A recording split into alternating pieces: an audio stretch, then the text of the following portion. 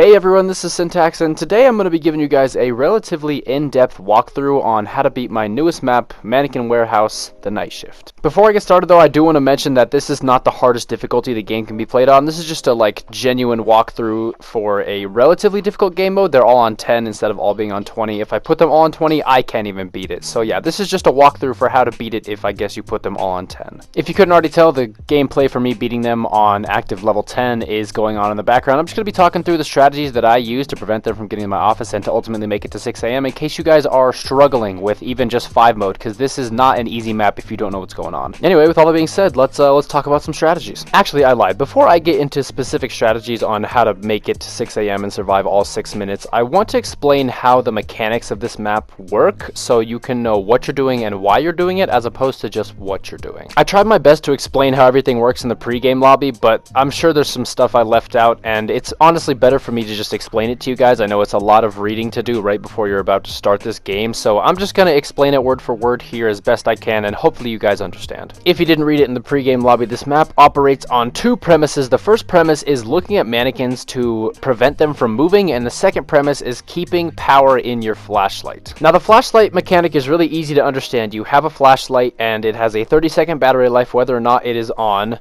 and it takes 3 seconds to refill it with another battery, and you have 10 batteries a night. So in total you have 5 minutes of battery power, and it is a 6-minute long night. Like I said, super simple. You just learn to manage your battery power, you play a couple games, figure out where you need to use batteries and whatnot. That is not hard to understand. What is difficult to understand is preventing the mannequins from moving. Now, there is something I want to talk about that is specifically helping you with that, and that is the mannequins' movement timers. Now you may be asking yourself, Syntax, what is a movement timer and why do I care? Well, that is exactly what I am here to explain, and hopefully after I'm done explaining it, you guys will better understand how to beat this game. If you've been watching the gameplay, you'll notice that I've been going back and forth between the backroom cam, the hospitality room cam, and the vent cam. Now, what I'm doing is a term I like to call juggling, and basically all it's doing is resetting the mannequin's movement timers. For now, we can forget about Distortion because he doesn't have a movement timer, but Vex, Split, and Smiley all have what I like to call movement timers, which basically tell the mannequin when to move depending on the difficulty you chose. Now, let's take Smiley for example. Let's say you set him to active level 5. There is going to be a movement timer that is enabled for that specific active level, and in Smiley's case, it is a 15-second movement timer. Once you start the game and are teleported to the office, this movement timer starts to roll, and it's checking for if a player is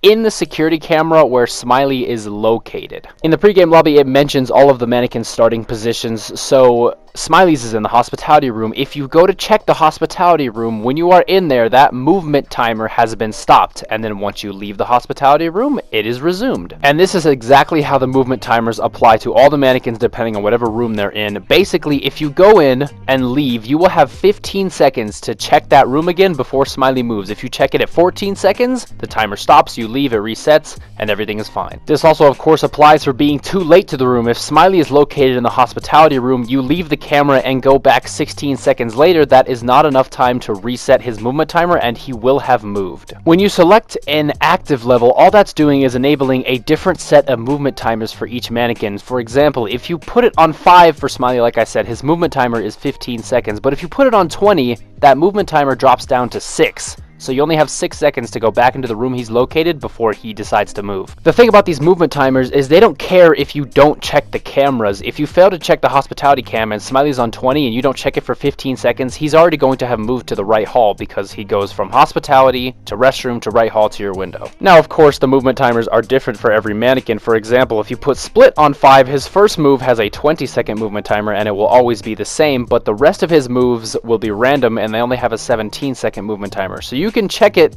at 19 seconds if he hasn't moved yet, but if he has and you go back at 19 seconds, he will have moved. Okay, that was a lot, I know. To sum it up here really quickly though, depending on the room the mannequin is in, when you go to check that room, there is a movement timer associated with it, and by going into that room, that movement timer is completely stopped. Once you leave the room that mannequin is located in, the movement timer for that mannequin will be reset. Depending on the difficulty you chose, you'll have X amount of seconds to get back into that room to stop it from finishing and ultimately moving the mannequin. Now, I left Distortion out of this conversation because Distortion doesn't actually have a movement timer. Looking at him from the storage cam, in no way prevents him from getting to your office, and that's why he's such a problem on all the modes, because he can't be stopped by looking at him. He's going to get to you. And distortion is actually the only reason you need your flashlight. Like, if I know Smiley is in a hospitality room, I don't need a flashlight to go in there and leave to reset his movement timer. I just know he's going to be in there, and I know by going in and leaving, his movement timer is reset. However, I need a flashlight to see if distortion is still in storage, because if he's not and the door is wide open, that means he's on his way. Of course, defending distortion is easy if you go into that storage room and the door is wide open. Just hide in the locker, wait for the lights to turn off in the office, and then hold your breath. Depending on the difficulty you chose, you'll have to spam your interact button a little more, but just hold your breath, then once he disappears, you can leave the locker and go check where he is again. I suppose I shouldn't say distortion doesn't have a movement timer, he just has one that can't be reset. Basically, all of his moves after his first move to behind the column are random in the amount of time it takes him to move. So if you put him on 5, his first move takes 30 seconds, but every move from there will either take 20, 25, or 30 seconds. So to couple with you being unable to stop him from getting to your office, the amount of time it will take him to get there is random.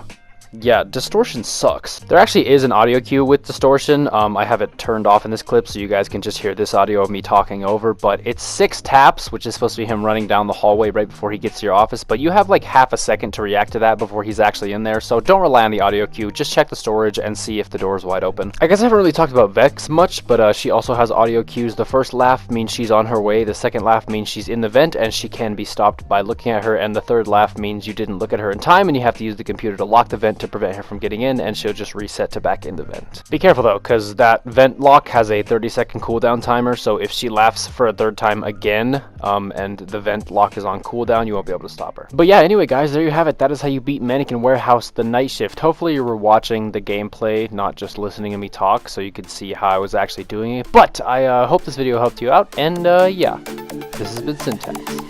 Later.